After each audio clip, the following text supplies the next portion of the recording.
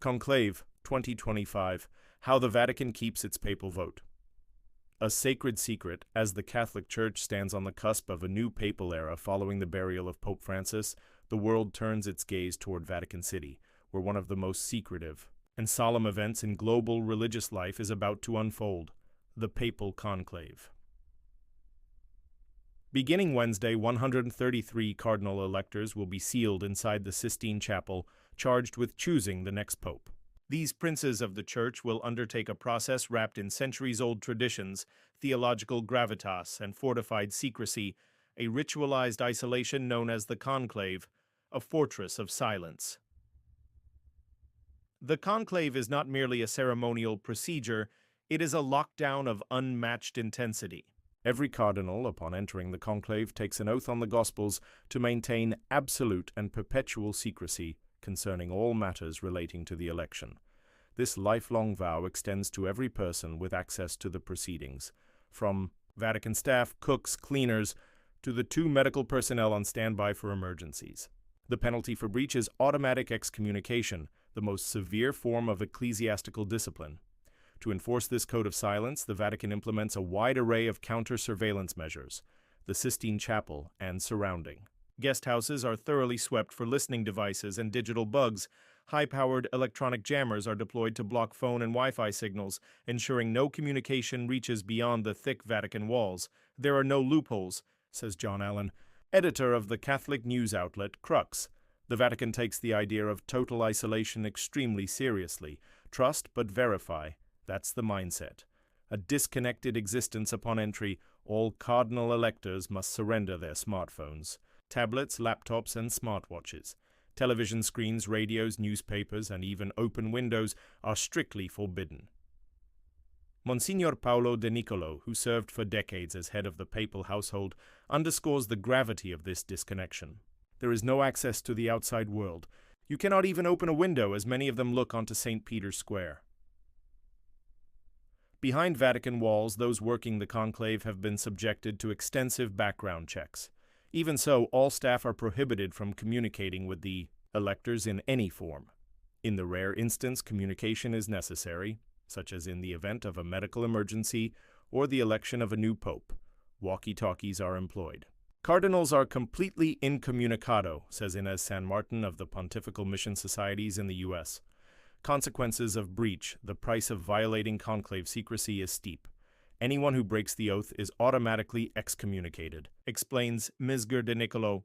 No one dares to do this.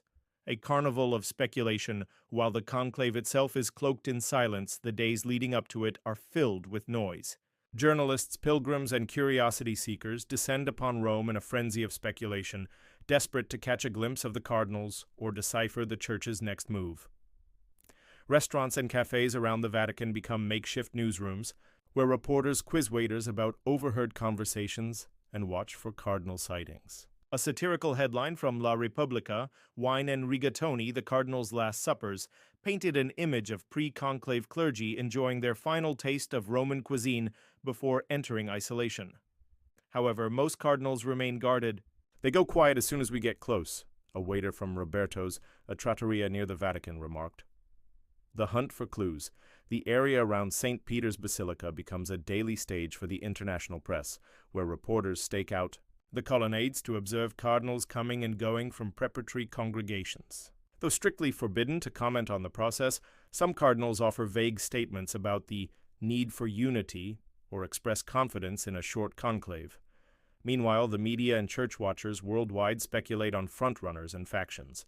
Italy's Il Messaggero criticized Cardinal Pietro Parolin for what it called a self-candidacy, while a video of Filipino Cardinal Luis Tagle singing John Lennon's Imagine went viral, a move some interpreted as an attempt to weaken his standing, though it arguably boosted his visibility.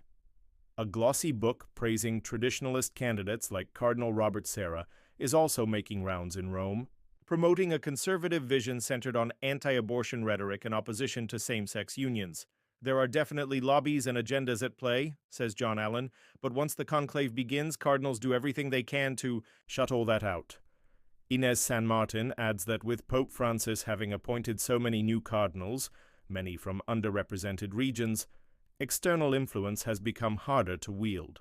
50 to 60% of these men don't even know each other well. So even forming voting blocs is far more complex now. Sacred choice, global consequence.